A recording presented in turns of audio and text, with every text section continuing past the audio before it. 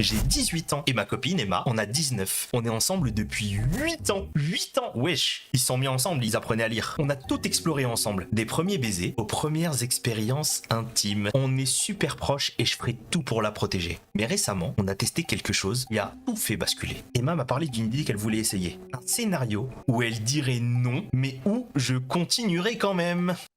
En gros, on met en place un mot de sécurité qu'elle pourrait utiliser pour dire stop, mais avec l'idée que je l'ignore complètement et que je continue jusqu'à ce que ça se termine naturellement. C'était son idée. Au début, j'étais hyper mal à l'aise. Je lui ai dit non, mais elle insistait. Je lui ai suggéré de prendre quelques jours pour réfléchir, surtout quand elle ne serait pas excitée, pour être sûre que c'était vraiment ce qu'elle voulait. Logique, je suis d'accord avec lui. 4 jours plus tard, elle m'a dit qu'elle tenait toujours à le faire. Elle a même ajouté que c'était son souhait d'anniversaire. Si c'est pour son anniversaire, alors je lui ai redemandé si elle était sûre et j'ai proposé d'utiliser un deuxième mot de sécurité au cas où ça deviendrait trop intense. Mais elle a refusé, disant que ça gâcherait tout. Le but, c'était que ça semble réel. Elle m'a assuré que je devais rien faire qu'on n'avait pas déjà fait avant. Malgré mon malaise, j'ai fini par accepter. Le soir de son anniversaire, on a mis le plan à exécution. Je l'ai attaché, bandé les yeux et commencé le scénario comme prévu. À un moment, elle a utilisé le mot de sécurité. S'il te plaît, arrête, au secours. On avait convenu que je l'ignorerais. Alors j'ai continué. Elle a commencé à pleurer, à supplier, mais je suis allé jusqu'au bout, comme on l'avait décidé. Après, je l'ai détachée et j'ai essayé de la réconforter. Mais elle s'est effondrée en sanglots et s'est enfuie dans la salle de bain, verrouillant la porte derrière elle. J'étais perdu. Je me suis dit qu'elle avait juste besoin de temps, alors je lui ai laissé de l'espace. Mais peu après, sa sœur, qui habite juste à côté, est arrivée furieuse. Elle m'a crié dessus, m'a traité de monstre et m'a ordonné de partir. Je suis parti et je suis maintenant chez mon frère. J'ai essayé de joindre Emma pour m'assurer qu'elle allait bien, mais elle ne répondait pas. Sa sœur m'a appelé pour me dire de la laisser tranquille. J'ai rien fait qu'on n'avait pas déjà fait avant et j'ai juste suivi le plan qu'on avait discuté. Je me sens déchiré. Ai-je dépassé les limites? Aurais-je dû gérer ça différemment? J'ai envoyé l'enregistrement où Emma acceptait tout à sa sœur. Apparemment, elle en a parlé à Emma et a admis avoir voulu ça. Elle s'est excusée, disant qu'elle n'avait pas réalisé à quel point ce serait difficile de pas avoir le contrôle. Elle a dit qu'elle s'était imaginé ça très différemment et elle m'a demandé de venir la voir pour qu'elle puisse me serrer dans ses bras pour toujours. On a discuté et elle a expliqué qu'elle avait juste été submergée par la situation. Elle a dit qu'elle voudrait peut-être réessayer, mais avec un meilleur suivi après. On a passé du temps à se câliner et tout va bien maintenant. Non les gars, en vrai, trop chelou l'ambiance. Conclusion, on fait attention au safe word, oui.